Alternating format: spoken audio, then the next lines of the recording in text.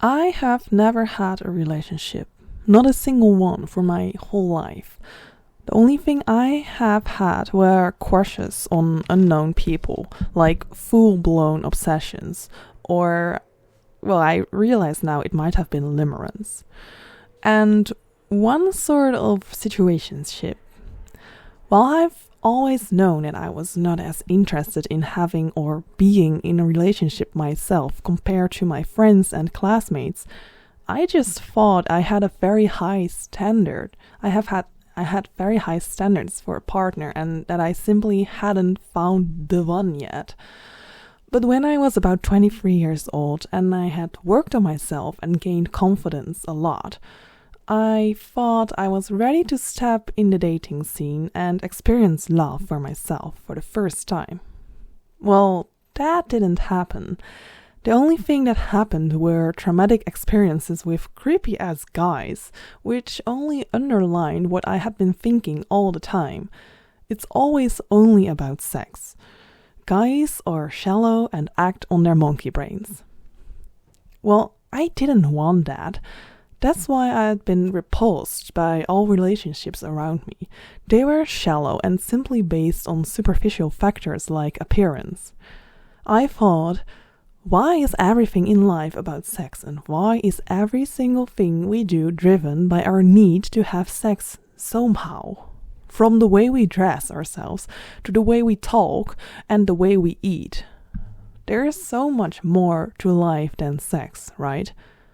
Well, apparently this doesn't hold for everyone. And I didn't know it was just me that was different. Well, yes, of course I knew I had a different outlook on life, but I couldn't understand why the others were thinking so shallowly, in my opinion. But now I know. Now I know that I think different because I am asexual. Sex is probably the last thing I would ever want in my life, and I do not feel the desire and need that other non-asexual people feel. And because I cannot feel that, I cannot understand them in that way. Throughout my dating journey, which has been taking up about 2 full years of my life, in which I have tried every single dating app and have been on more dates than the rest of my family together, I have learned that being asexual and not wanting the physical intimacy is kind of a deal breaker for most guys. And even if they say it's not a deal breaker, they have a second agenda. They somehow believe that they will be the one for you who will make you a sucker for sex, or something like that. Well, I'm sorry, but that's just plain creepy. I have ignored so many red flags, but I've learned from them, and luckily my Dutch directness has prevented any situation from escalating to the point where I would be doing things that I would never want in my life to do voluntarily. So, no sex is a deal breaker. Doesn't that already say enough about the shallowness of most relationships? In my viewpoint, it does, but the story doesn't end here. Because should I give up on searching for a relation only because I am asexual? No, because if you're purely asexual, you can still be wanting a serious, committed romantic relationship, or any relationship of any kind, just without the physical things. And surely there must be other people experiencing the same thing, no? They're definitely out there, so you don't have to give up on romance all at once, per se. Unless you're maybe also aromantic. Aromantic people simply don't want a romantic relationship. Let me quote the definition of aromanticism from Wikipedia. And yes, I know, but it's helpful to get a first and general idea, and it actually pretty much repeats what every other website says. Romanticism is a romantic orientation characterized by experiencing little to no romantic attraction. So this is a very broad thing, but it basically comes down to not wanting or simply not feeling the need to pursue a romantic relationship. The thought of being in a committed relationship might be dreadful and even repulsive. Going on dates make you feel sick. You feel disgusted by the idea of someone loving you, and you don't have a clear vision for your future, especially not together with someone else. And if you have some idea of an ideal future, you might be picturing yourself alone or just with friends. Well, a side note here, you don't have to be asexual to be aromantic, and vice versa. And here it becomes problematic, because not wanting a romantic relationship, what does that come from? In my informed opinion, there are two options. The first one, you're intrinsically aromantic, meaning you are, quote-unquote, born with it. Somehow your DNA or brain is structured that way. It's coded in your hardware and you can't possibly change it. You can mask it, of course, but it will always be there no matter what you do. And we can carefully compare this with autism or ADHD, which is something we can mask, but we cannot treat it and it will never go away. The second option is that you're not intrinsically aromantic, but you think you are because external factors such as previous experiences, childhood trauma, or psychological disabilities are acting as a constraint on your abilities to feel love or feel comfortable with love. And I want to talk about this second one more deeply and relate it to some other theoretical concept that is hanging in the air of the romantic sciences, which is fear of intimacy and an avoidant attachment style. First off, what I picture when talking about a constraint on your abilities to feel love or feel comfortable with love is mostly some type of fear. A fear is the result of previous experiences or childhood trauma, or name something which makes the idea of an intimate relationship so frightening that you feel like you don't even want to have it. Because why would you want to have something that is actually super duper frightening to you and can potentially harm you? Yes, I know, it's probably the thrill. I mean, why do people keep snakes in their houses? But let's not compare a romantic partner with a snake here. And let's get to the core of that fear first. You've probably heard of fear of intimacy before, and you might have come across it researching about your lack of attraction or the reason why your relationships fail. Let me recite the description given on WebMD, of fear of intimacy to get a mutual understanding. So I quote, "A fear of intimacy is often subconscious and affects a person's ability to form or maintain close relationships. They don't intentionally reject love from another. Instead, they may behave in ways that create stress in a relationship, resulting in an early end before any deeper intimacy can develop. This affects not just romantic relationships, but also friendships and family relationships." End quote. Well, there are various different reasons for one to develop fear of intimacy, such as a personality disorder. It's mostly the fruit of a childhood trauma like emotional neglect.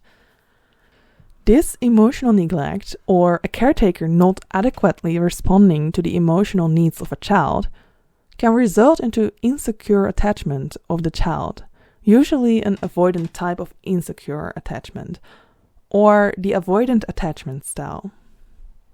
According to the description of the manifestation of an avoidant attachment style in adults, which is given on the website of the Attachment Project, as adults, these children appear confident and self-sufficient.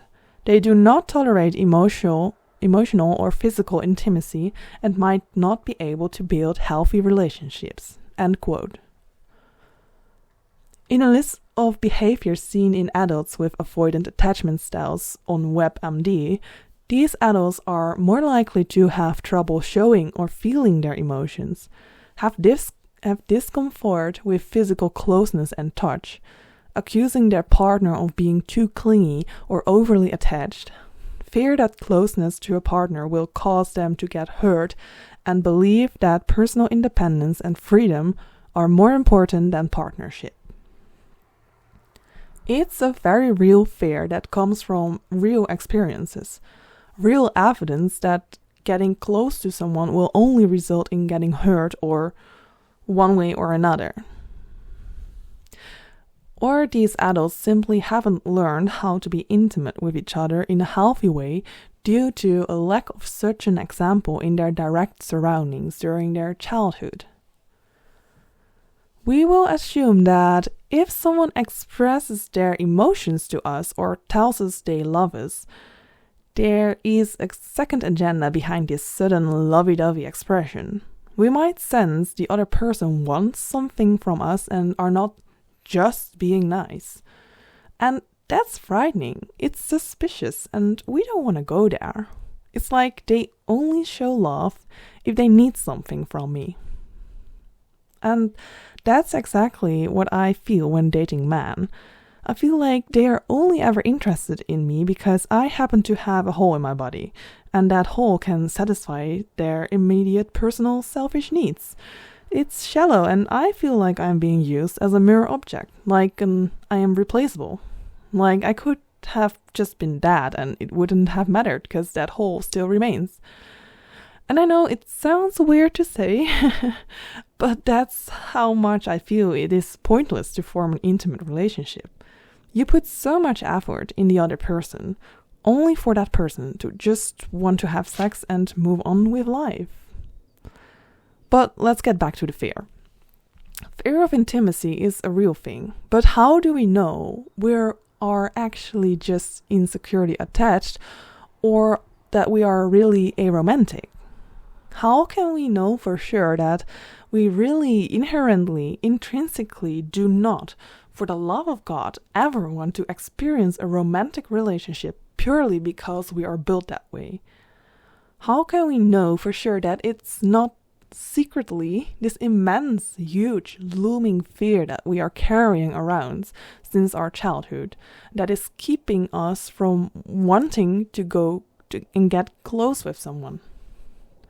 Because not wanting to get close to someone alone could be classified as aromanticism, but there could be a more profound underlying reason for that as well.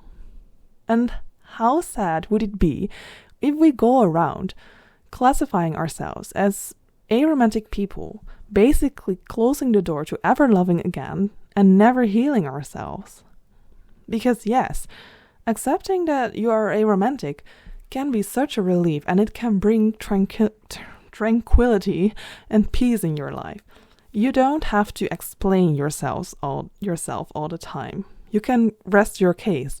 You don't have to desperately go looking in every corner of the world for that one specific person, pursuing that last piece of hope you have on not being broke in the inside and being actually capable of feeling love.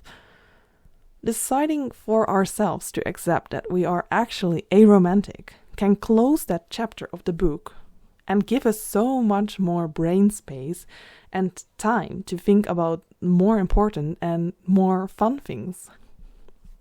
But at the same time, closing that book without having explored the possibility of this aromanticism coming from a fear of intimacy, which can come from an insecure attachment style, also means closing the door to healing other hurt parts of your own psyche as well. Our childhood trauma is very complex and can affect many areas of your life, not only your love life. As for the last part of this tiny little podcast thingy, I want to recite a poem that a friend sent to me. This friend is also on their own journey of finding out whether they are aromantic or not, and this poem reflected their feelings. This poem is shared on Twitter or X by Lindy, and I will share the link in the description box as well. And it's titled Laozi's Bow. I don't know if I pronounce it well. Laozi's Bow.